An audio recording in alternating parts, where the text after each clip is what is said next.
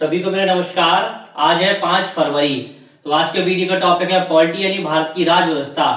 आज की क्लास में हम अनुच्छेद 109 अनुच्छेद 110 समझेंगे। तो अनुच्छेद 109 में क्या दिया गया, धन विधेयक की प्रक्रिया, और अनुच्छेद 110 में क्या दिया गया है, धन विधेयक की परिभाषा। तो चलिए स्टार्ट करते हैं। बात हो रही है धन विधेयक की। तो संविधान के भाग 5 के अंतर्गत, यानी संविधान के भाग 5 के अंतर्गत क्या चीज, धन विधेयक के बारे में बताया गया है। यानी कि अनुच्छेद 109 धन विधेयक की प्रक्रिया के बारे में बताता है। क्वेश्चन सीधे सीधे पूछता है कि धन विधेयक की प्रक्रिया किस अनुच्छेद में दी गई है। तो किस अनुच्छेद में दी गई है, 109 में। तो क्या होता है धन विधेयक, इसके बारे में समझते हैं। धन विधेयक केवल लोकसभा में पेश होते हैं। सीधे क्वेश्चन यहीं से बनता है, सीधे सीधे धन विधेयक कहां पेश किया जाता है, धन विधेयक कहां पेश किया जाता है, लोकसभा में धन विधेयक पेश किया जाता है। धन विधेयक का निर्णय कौन, लोकसभा अध्यक्ष करता है। क्वेश्चन सीधे सीधे पूछता है कि धन विधेयक का निर्णय कौन करता है, तो लोकसभा अध्यक्ष करता है। किसका, धन विधेयक का निर्णय। धन विधेयक राष्ट्रपति की पूर्ण अनुमति से पेश किए जाते हैं, यानी कि पूर्व में ही उनकी अनुमति ले ली जाती है। किनकी, राष्ट्रपति की। राज्यसभा धन विधेयक को संशोधित नहीं कर सकती, यानी राज्यसभा अगर धन विधेयक है तो क्या चीज, राज्यसभा उसको संशोधित नहीं कर सकती। राज्यसभा लोकसभा को सुझाव दे सकती, लेकिन लोकसभा मानने के लिए बाध्यकारी नहीं है। सिर्फ सुझाव दे सकती लेकिन बाध्यकारी नहीं है। अब अति महत्वपूर्ण यहां से क्वेश्चन जरूर बनता है, राज्यसभा धन विधेयक को अधिकतम 14 दिन तक रोक सकती है। क्वेश्चन सीधे सीधे पूछता है, क्या राज्यसभा धन विधेयक को रोक सकती है? हाँ, सिर्फ 14 दिनों तक रोक सकती है। अगर 14 दिन के बाद भी वह रोके रखती है तो जो धन विधेयक है स्वतः ही क्या चीज, पास माना जाएगा, स्वतः ही पास हो जाएगा।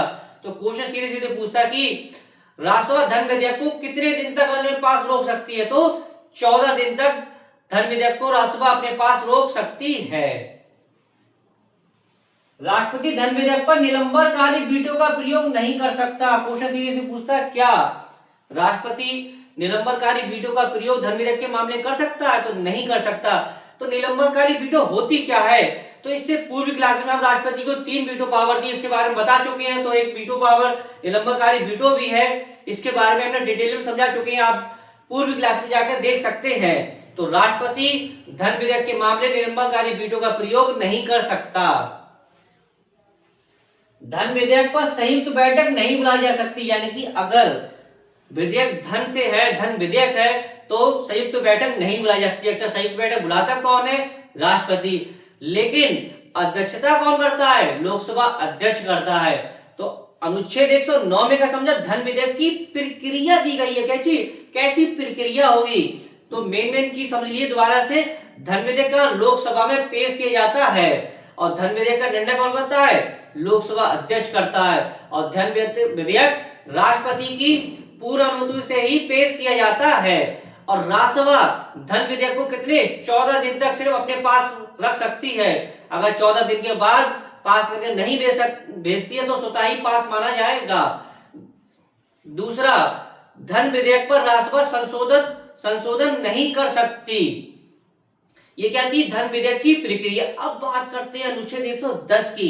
तो अनुच्छेद 110 कहता है धन विधेयक की परिभाषा, डेफिनेशन दी है 110 में और प्रक्रिया दी है 109 में। तो चलिए समझते हैं अनुच्छेद 110 धन विधेयक की परिभाषा।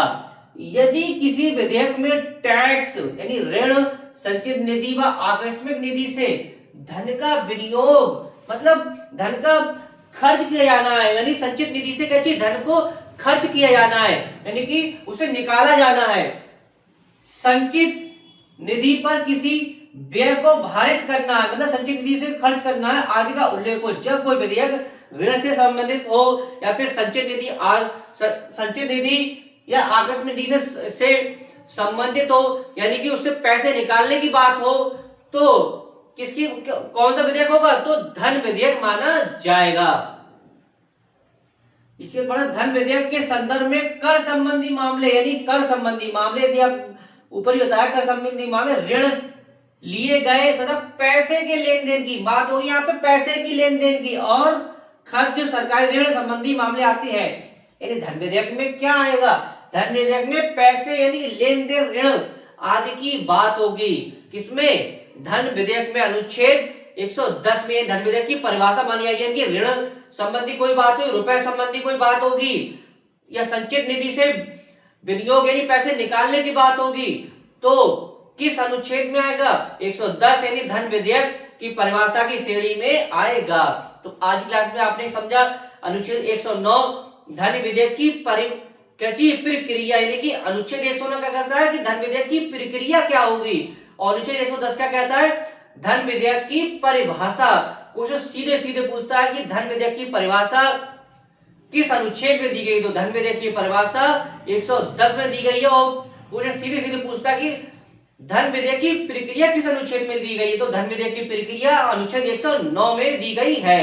तो आशा करता हूं वीडियो आपको अच्छा लगा, वीडियो को अधिक से अधिक लाइक कीजिएगा, शेयर कीजिएगा, कमेंट्स कीजिएगा। इसके साथ वीडियो समाप्त करते हैं, नेक्स्ट टॉपिक के साथ मिलेंगे। धन्यवाद।